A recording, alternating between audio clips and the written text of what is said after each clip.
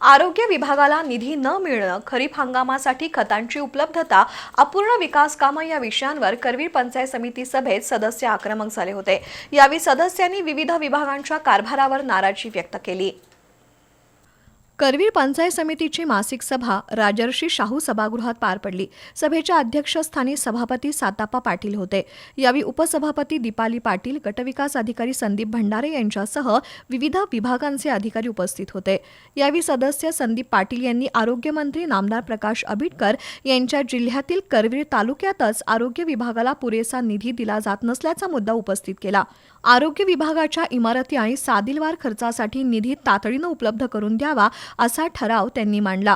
खरीप हंगामाच्या पार्श्वभूमीवर बनावट खतांना आळा घालून युरिया आणि डीएपी खताचा पुरेसा साठा उपलब्ध करून द्यावा अशी मागणी सदस्य उमा पाटील यांनी केली। तसंच खत विक्रीतील लिंकिंग पद्धत बंद करण्याची मागणीही सभेत करण्यात आली।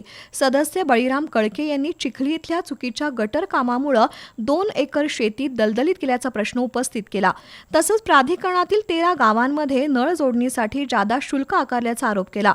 आशा पाटील यांनी खुपेर येथील सांडपाणी प्रकल्पातील त्रुटी तातडीनं दूर करण्याची मागणी केली। सभेत विविध गावातील प्रश्नांवर चर्चा झाली। तालुका कृषी अधिकारी युवराज पाटील यांनी खरीप हंगाम आणि बियाणं याबाबत माहिती दिली।